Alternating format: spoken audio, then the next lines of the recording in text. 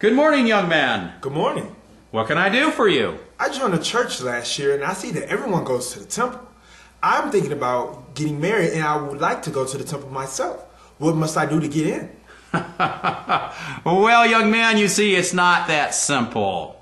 The attitude of the church with reference to the Negroes remains as it always stood.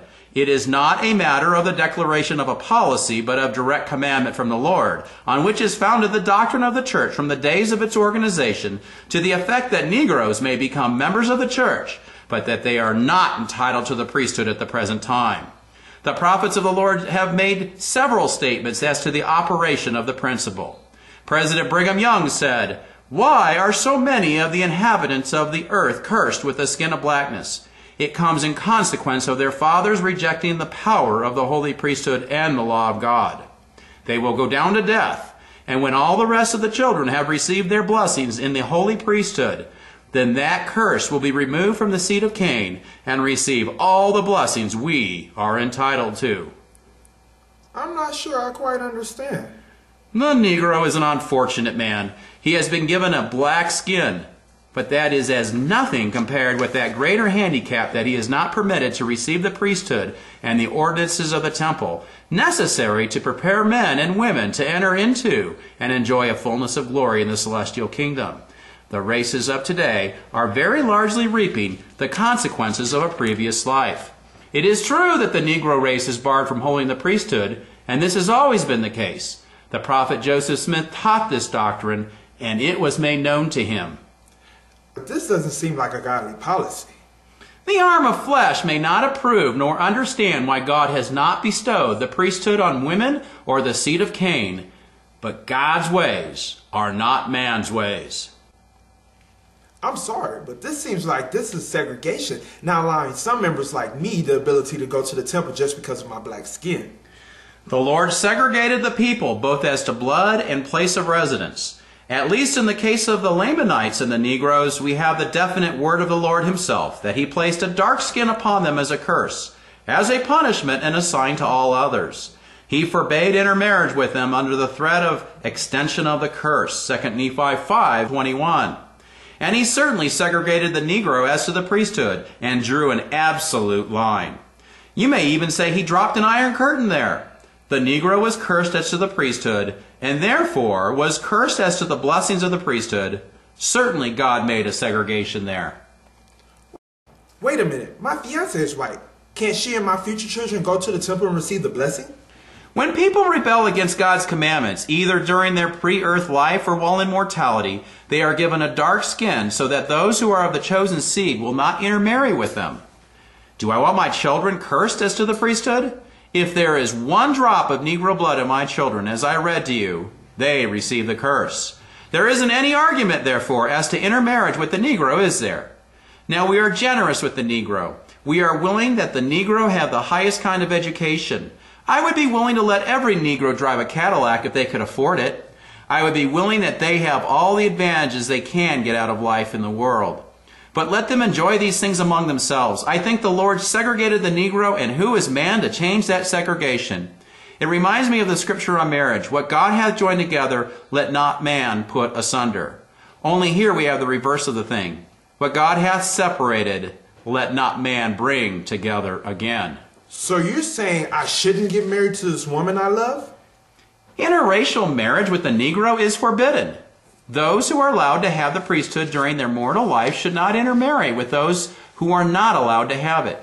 Marriage between the two would result in children coming to that marriage who would not be entitled to the priesthood. So what will it take for those with African ancestry to hold the priesthood so we can go to the temple ourselves? There are two stipulations that will have to be met before the Negroes will be allowed to possess the priesthood, even if they are worthy. This is similar to a boy who is worthy at age 11 to hold the priesthood, but does not receive it until age 12. First, all of Adam's children will have to resurrect, and secondly, the seed of Abel must first have an opportunity to possess the priesthood. These events will not occur until sometime after the end of the millennium. It will be unwise to say that Negroes will receive the priesthood during their mortal existence. Well, thank you, Bishop, but this doesn't sound promising. I must be going now.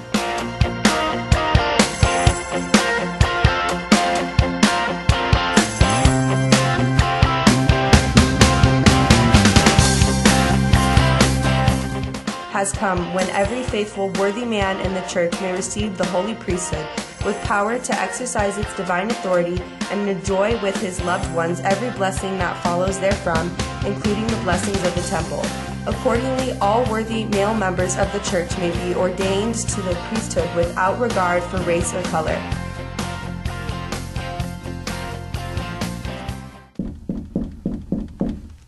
Come in. Good morning, Michael. Good morning. Have a seat. What can I do for you today? The first presidency received a revelation from God. It appears now that I can hold the priesthood. Is it true that the doctrine banning blacks from holding the priesthood is really overturned?